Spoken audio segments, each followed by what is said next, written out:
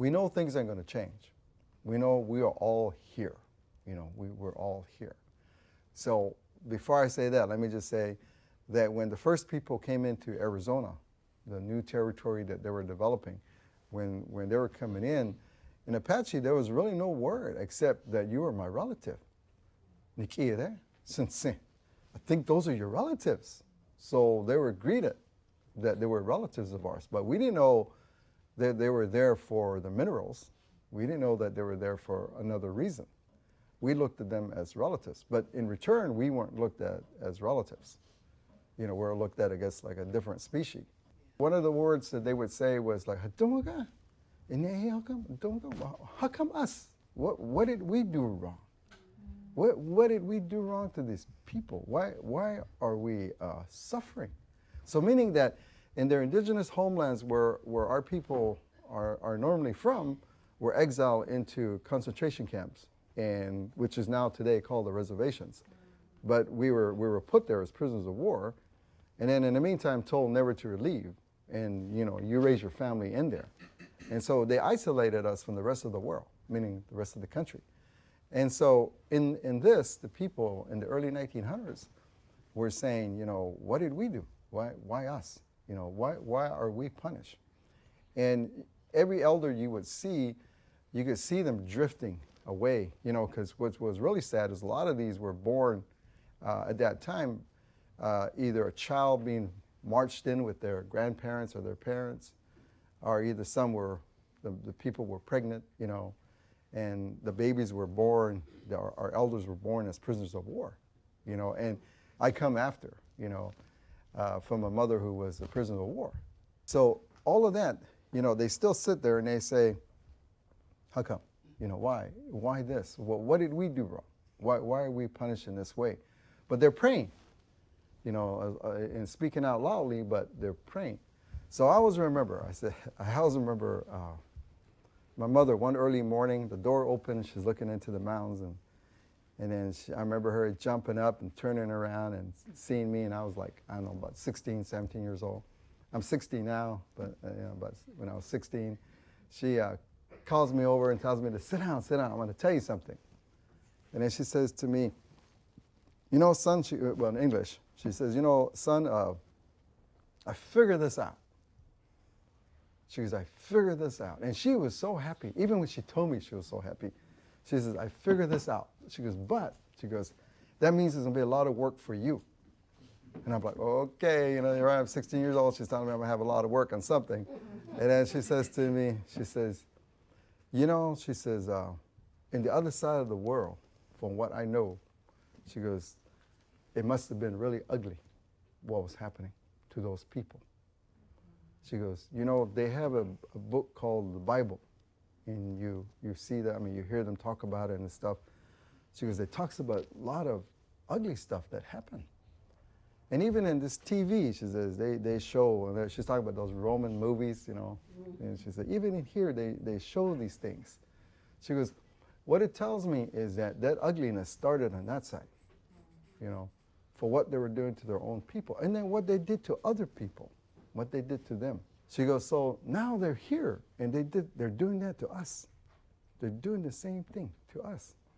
But why? And calling on the Creator, who's known throughout the world by many names, she says to him, like, why? Why here? Why did you bring him here? And then she goes, but I figured it out. She goes, it's so bad on the other side of the world that they were brought here so that we can fix them, because they lost what was the most important thing, the blessed gift of life, everything, that how it's intertwined, that we all are intertwined together. So the Creator must have sent them here so that we together can fix the rest of the world. And she was really, really happy. But for me, from 16 to about 30, 40 years old, I was still scratching my head, like, well, how do we fix this? How do we attack? Because how do we attack this issue and where we're going to go from here? And what does she mean by this blueprint that she set out there for me? And so I think not just that, but a lot of personal things where my journey began. When it comes back to it, is that we know that we all have a job, all of us, you know, about tomorrow, what tomorrow's going to be, and what are we going to leave our kids and our grandkids. But not just us, the world. Everything that God created, that's a blessed gift to all of us, because you cannot live without water. You cannot live without plants. You cannot live with all these things that we enjoy. And that's why I love arguing with educated technology people, because what really throws them off is that after they're given their 1 hour speech and confusing everybody, I just tell them, so you're telling me that that phone dropped out of the sky and into your hand then, right? I said, because the only question I have is that where did all those materials to make that come from? I said, didn't it come from Mother Earth? I said, we got to stop being abusive. I said, that's all the Indian people are saying is quit being abusive, that there's a time that there's enough is enough. You know, and if we go beyond that point, then we're self-destructing ourselves as well as the world. And I said, that's scary. And these are the things that our people preached about. We don't own anything. You know, everything is for us to take care of. Everything is for the next generation, the next generation. So like all of us in here, you know, even the youngest one, we kind of lived our life already. But the ones that haven't been born, we have to make decisions for them. So, you know, if any message I can send you is that you were sent on a religious journey with a lot of ugly obstacles. But it's now time to come together and fulfill, you know, those prophecies, those things that we're supposed to enact so that the children of the world can be saved. Because that's why we look at why you all are here. A lot of folks are here because we started to wake up to the crisis that all life is kind of imperiled by climate change. And at that moment, we may not have thought, this is time for me to engage with a completely transformed culture. It's not the first thing you think of when you think of an emergency. But as very smart people started to ask ourselves, how do we get out of this mess? They said, one important thing is to figure out how to live in a regenerative culture. Now, Wendsler Nosie's struggle is partially a spiritual struggle. He's defending a sacred spot. And his culture is highly wrapped up in the sacred. And that spot is part of how he expresses his life. This is part of where his family has important rites of passage. This is not just a belief about the environment that drives him to defend this land with his life. And that connection between culture and the sacred could be the key for us to save the planet, to save ourselves. So I wanted to bring back this question of the sacred. The four folks who are here today are all devoted in large part in their lives to the sacred one way or another. And there's a lot for us to gain from where they've gotten to through that journey.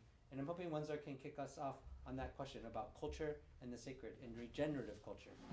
So in this side of the world, we have holy places no different than Mount Sinai. Now, Oak Flats is a place that's been holy to the people. So when we were exiled out of these places in the 1800s, it left dormant there, but we couldn't return. It's our holy mountain where our holy spirits live. No different than the ones they talk about in Europe. You know, the only difference is when I look at pictures or statues, they have halos. Where Argon, he has a halo too. And those markings represents the beginning of time, how things came to be. And they're gonna kill this place here. So what worries me is about the rest of the people. You know, we're all a part of this murder. I mean, like we talk about what murders are going on, we're talking about killings. Well, here is a sacred place that's going to be killed and murdered, and we're all just going to stand there and watch. Why? Because it doesn't relate to us. We're not Indians. You know, this is America. You know, we're here for the resources. We're here for the richness. We're here for this or that. What really hurts me is that my daughter here and her kids, my grandkids, that's our holy place. That's going to be destroyed. That's going to be forever gone. A big open pit hole, 2 miles wide, deep. If we talk about climate, 184 degrees. It's going to rise to the top of the surface. 50-mile radius is going to go from the 10 degrees hotter to 8 degrees further out to 50 miles out. I mean, we talk about climate change. Who's creating that? Because of wealth, because of the greed and the need. And then on top of that, like I said, for our people, our gift from the Creator is going to be destroyed. And that's what they've been doing to us. They've been doing that. And that's what really irritates me, because my people before me went through it, and we're still going through it right now. You know? It's good what you guys talk about. It's good what you have, what you can make reference to. But our reference is here. It's here. And that's why we need people, you know, to support and stand with us on a religious matter. But then it's also a political matter, because it opens doors to make sure that we have the United States Congress do the right thing. So white people need to start stepping up, having the conversations about how we dismantle oppression, all of the oppressions, because we're in a climate crisis as a result of the systems of oppression. These things are not unrelated. This is all one crisis. This is all one lens. So for me, when I think of the spiritual path is one of communion. It's one of knowing my deep, profound connection to all of life, to each person in the room, and to the ground on which I stand, and to the birds I hear sing. Earth is not here for our consumption. In turn of the last century, the songbirds were going extinct, and there was a movement to stop them from going extinct. And the argument made was the song that they make is beautiful. In other words, they are of service to us, and so we should save them. The spiritual path is they exist and are holy, and so we should save them.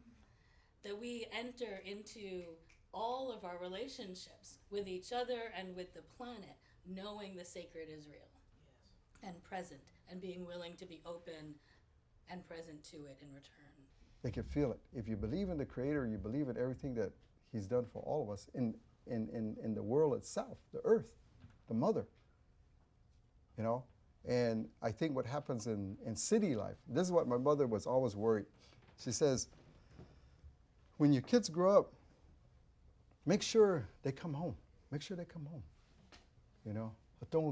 How come? Shema hatonga? Mother, how come? Because I'm afraid when I go, because we live in a valley, and we go up high, and we're sitting about 3,000-4,000 feet, and then you can look down and you see the Valley of Phoenix.